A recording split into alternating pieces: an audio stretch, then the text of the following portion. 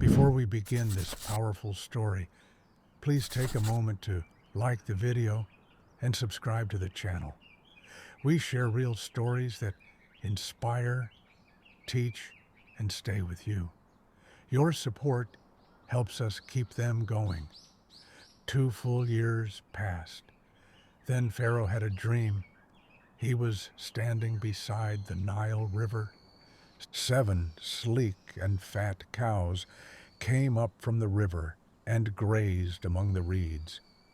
Then 7 other cows came up after them, thin and ugly. They stood beside the fat cows, and the ugly cows ate up the fat ones. Then Pharaoh woke up. He fell asleep again and had a second dream. 7 heads of grain, full and good, were growing on a single stalk. Then 7 other heads sprouted, thin and scorched by the east wind. The thin heads swallowed up the 7 good heads. Pharaoh woke up again. It had been a dream. In the morning, Pharaoh was troubled. He sent for all the magicians and wise men of Egypt. He told them his dreams, but no one could interpret them. Then the chief cupbearer said to Pharaoh, "Today I remember my faults. 2 years ago, Pharaoh was angry with his servants. He put me and the chief baker in the custody of the captain of the guard. One night, we both had a dream, each with its own meaning. A young Hebrew was there with us, a servant of the captain of the guard. We told him our dreams, and he interpreted them for us. Everything happened just as he said. I was restored to my position, and the other man was hanged. So Pharaoh sent for Joseph. They brought him quickly from the dungeon. After shaving and changing his clothes, he came before Pharaoh. Pharaoh said to Joseph, I had a dream, and no one can explain it. But I have heard it said that when you hear a dream, you can interpret it.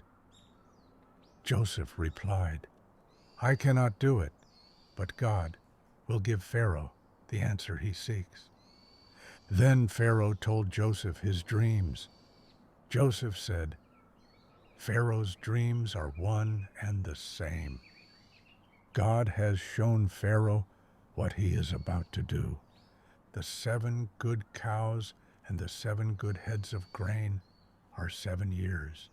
The 7 thin cows and the 7 scorched heads of grain are also 7 years of famine. There will be 7 years of great abundance in Egypt. Then 7 years of famine will follow. All the abundance will be forgotten because the famine will be severe. The reason the dream came twice is because the matter has been firmly decided by God, and he will do it soon. Let Pharaoh look for a wise and discerning man and put him in charge of the land. Appoint commissioners to collect 1/5 of the harvest during the 7 good years. Store the grain in the cities under Pharaoh's authority to be used during the famine. This plan seemed good to Pharaoh and his officials. Pharaoh said, Can we find anyone like this man, one in whom is the Spirit of God? Then Pharaoh said to Joseph, Since God has made all this known to you, there is no one as wise as you. You shall be in charge of my palace, and all my people shall obey your orders.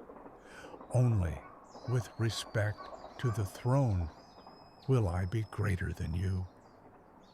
Pharaoh put his signet ring on Joseph's finger, dressed him in fine linen robes, and placed a gold chain around his neck. He had him ride in a chariot as second in command, and people shouted before him, Make way." Pharaoh gave Joseph a new name, Zaphanath-Paneah, and gave him Asenath, the daughter of a priest, as his wife. Joseph was 30 years old when he began serving Pharaoh. During the 7 years of abundance, the land produced plentifully. Joseph collected and stored grain in every city, so much that it could not be measured. Before the famine came, Joseph had 2 sons. He named the first Manasseh, saying, "God has made me forget my trouble." The second he named Ephraim, saying, "God has made me fruitful in the land of my suffering." Then the 7 years of famine began. There was famine in all the other lands, but in Egypt there was food. When the people cried to Pharaoh for food, he said, "Go to Joseph and do what he tells you." Joseph opened the storehouses and sold grain, and all the world came to Egypt to buy grain because the famine was severe everywhere. Genesis chapter 42. When Jacob learned there was grain in Egypt, he said to his sons, "Why do you just keep looking at each other? I have heard there is grain in Egypt. Go down there and buy some, so that we may live and not die." Then 10 of Joseph's brothers went to buy grain. But Jacob did not send Benjamin the youngest, because he was afraid something might happen to him. The sons of Israel were among those who came to buy grain, because the famine was in the land of Canaan too. Joseph was governor over the land. He was the one who sold grain to all the people. So when his brothers arrived, they bowed down before him with their faces to the ground. Joseph recognized them, but they did not recognize him. He pretended to be a stranger and spoke harshly. "Where do you come from?" he asked. "From the land of Canaan," they replied, "to buy food." Joseph remembered his dreams about them and said, "You are spies. You came to see where the land is unprotected." They replied, "No, my lord. Your servants have come to buy food. We are all sons of one man.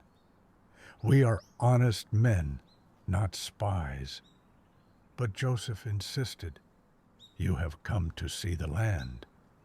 They said, "We were 12 brothers, the sons of one man. One is no more, and the youngest is now with our father."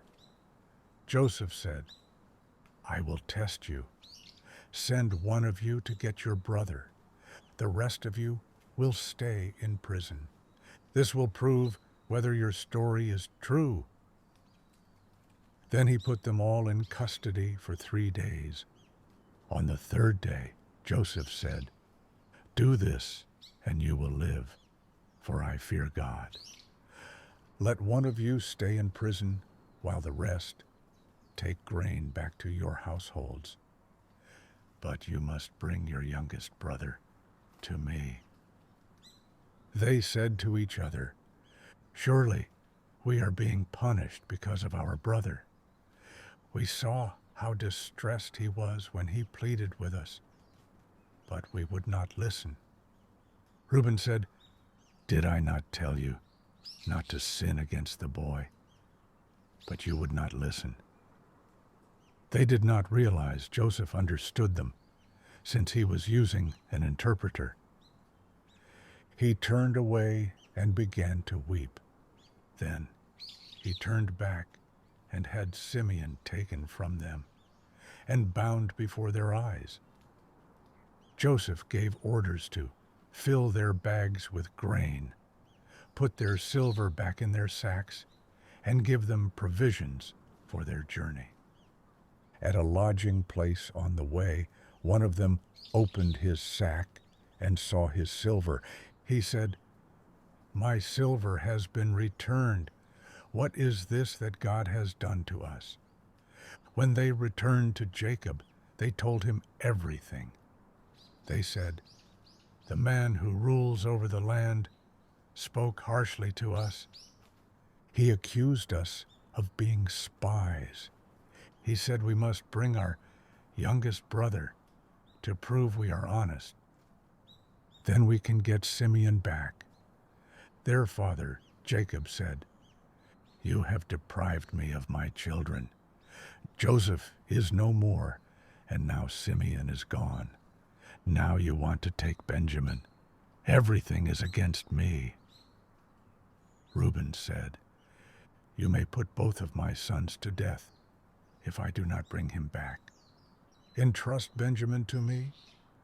But Jacob said, "My son will not go down with you. If harm comes to him, I will go down to the grave in sorrow.